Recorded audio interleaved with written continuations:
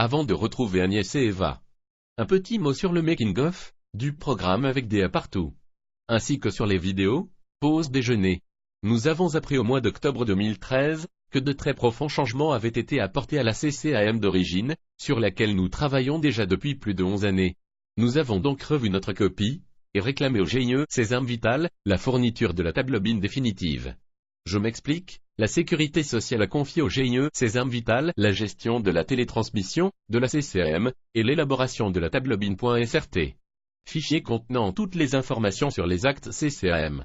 Sans une table-BIN finalisée, il nous aura fallu user de très nombreux subterfuges pour donner un aspect naturel aux 5 premiers épisodes des pauses déjeuner. Les plus perspicaces d'entre vous l'ont peut-être remarqué. Nous avons enfin reçu le 4 avril 2014, la version finalisée de la table-BIN.SRT. Moins de 2 mois avant le grand saut, fixé au 1er juin 2014. Il était temps. Nous aurons donc travaillé 6 mois en aveugle ou presque pour finaliser le seul programme, capable de gérer automatiquement cette nuée de code CCAM, modifié au dernier moment, et partiellement défini. C'est comme si vous demandiez à un martien de concevoir un appareil, capable d'identifier automatiquement 900 aiguilles différentes dans une immense botte de foin, alors qu'il ne sait pas ce qu'est une botte de foin, pas plus qu'une aiguille. En conclusion, les 3 derniers épisodes s'appuient enfin sur du concret.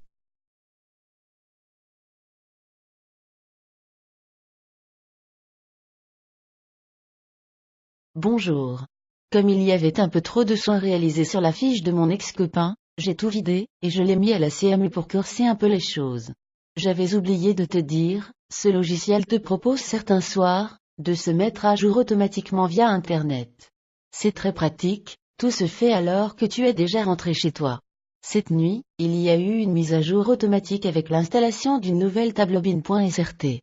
Je ne comprends pas tout, mais je sais que cette table-BIN.SRT est un élément central de la CCAM, qui contient toutes les caractéristiques des codes CCAM, les libellés, les actes pouvant être associés, les tarifs. On repart donc sur un schéma vierge, et pour me montrer que je suis une bonne pédagogue, saisis les actes qui te passent par la tête en m'expliquant, à voix haute, ce que tu fais. C'est comme un examen? Allez, j'y vais. Désolé, mais je commence par extraire quelques dents sur l'arcade du haut et du bas. Je le fais en 2 fois. Car si elles sont faites le même jour, ces extractions portent sur 2 arcades différentes.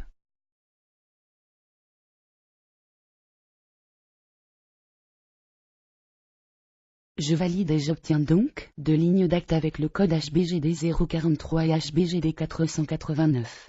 Comme j'ai eu un problème avec la 14, je prends une radiographie de contrôle, juste pour m'assurer que je n'ai pas laissé un bout de racine. Pour cela, j'utilise l'outil Radio Intervention Orando, situé juste à côté des extractions. J'obtiens donc un HBQK 061. Je fais maintenant 4 biopulpectomies.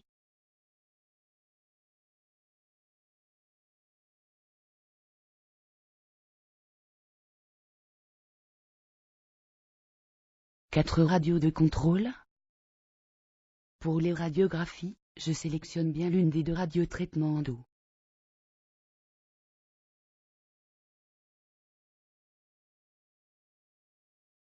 Et 4 composites de face sur les 15.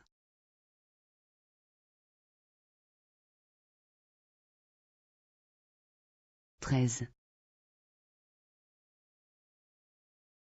23 et 25.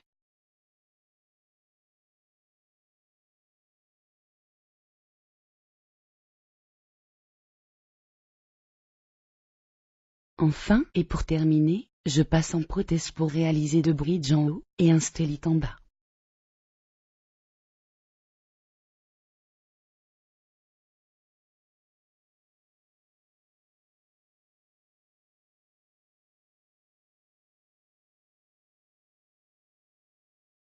Pour le premier bridge de la 13 à la 15, il me signale que je suis hors protocole CMU car sur la 15, j'ai posé un pilier métallo-céramique.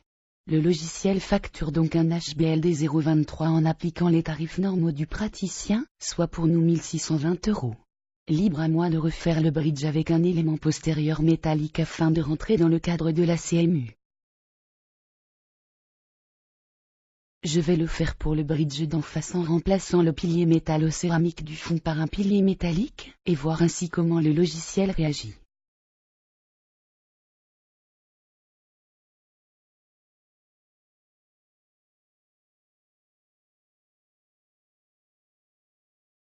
je décoche la 25 qui est reconstituable durablement. Malgré cela, je ne perds pas mon remboursement puisque un pilier au moins a besoin d'être couronné. Le logiciel facture bien 980 €, car cette fois-ci, je rentre bien dans le cadre du protocole CMU.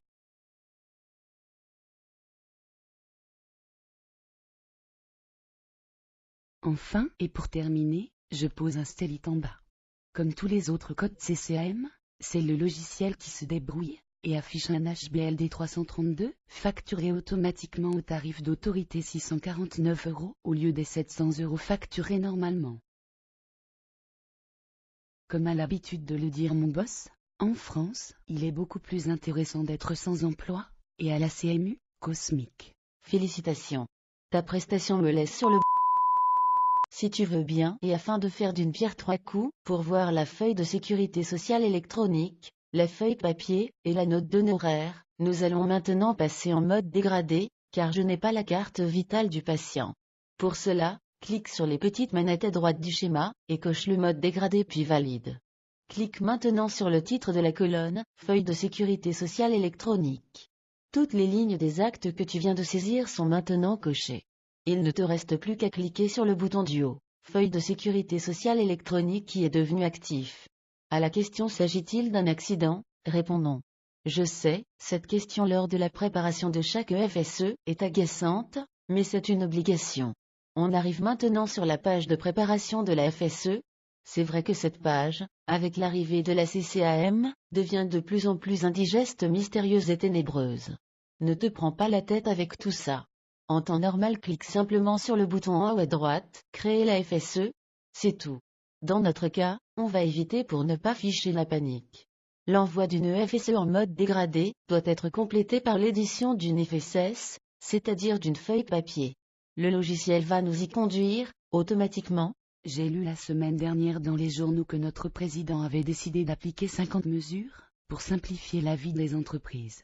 Les cabinets dentaires ne doivent pas faire partie des entreprises ou alors, je n'y comprends rien. Pas de politique ici, s'il te plaît. Clique plutôt sur le bouton sortie, en bas pour passer à la feuille de sécurité sociale papier. Ouah, fan des chichourles, elle est belle cette nouvelle feuille de sécurité sociale. Le bon côté, c'est qu'il y en a qu'un. Le mauvais, c'est qu'il n'y en a que 4. De quoi parles-tu? De la nouvelle feuille de sécurité sociale. Il n'y a qu'un côté à remplir, ce qui est un plus. Par contre, on ne peut saisir que 4 lignes d'acte par feuille. Dans le cas présent, l'imprimante va cracher 6 feuilles. Merci pour les arbres. Ça se comprend que les écolos soient partis du gouvernement. D'accord, tu as dit pas de politique.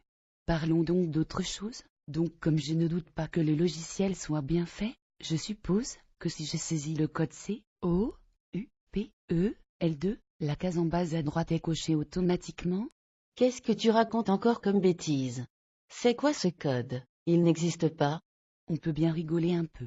Si le code C, O, U, P, E, L2, ou si tu préfères, couplet 2, correspondait à une amputation des 2 bras au niveau des coudes, il serait logique que le logiciel coche automatiquement au bas de la feuille de sécurité sociale la case « Impossibilité de signer ». Je te rappelle qu'on est dans un cabinet dentaire, pas sous la tente d'un hôpital de campagne pendant la guerre. La feuille papier, elle aussi, devient obscure avec tous ces codes CCAM qui ne veulent rien dire. Il vaut mieux avoir confiance en ton logiciel, car je ne me vois pas aller contrôler toutes ces lignes. On reconnaît juste en bas les codes de transposition pour la CMU. Clique sur le bouton « Note d'honoraires » à droite pour voir. Reviens maintenant sur la fiche patient sans éditer les feuilles. À défaut d'avoir sauvé un arbre, tu as sauvé ses feuilles. Comme je n'ai pas préparé la FSE, ni édité les feuilles de sécurité sociale pour sauver les arbres, les actes sont toujours affichés dans les actes en cours. Normalement, ils auraient dû passer dans les actes antérieurs. Tu as tout compris, et comme c'est 14 heures, on va se dire au revoir, mais avant cela, laisse-moi te féliciter. Tu as réussi brillamment à ton examen. Je crois que ton logiciel y est pour quelque chose.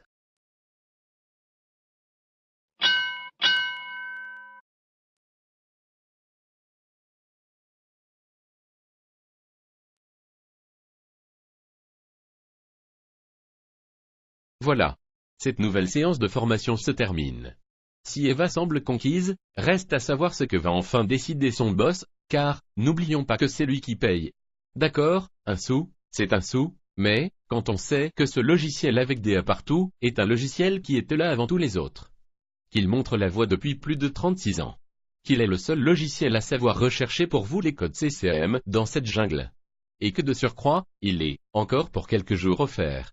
Alors, on peut se demander si les dentistes français réalisent ce qui les attend le 2 juin au matin, et qui risque fort, suivant le logiciel dentaire utilisé, de leur pourrir la vie pendant de nombreuses années.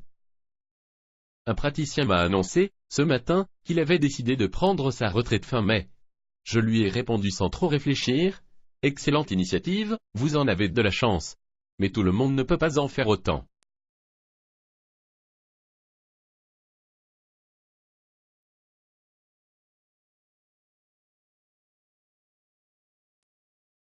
C'est déjà fini ?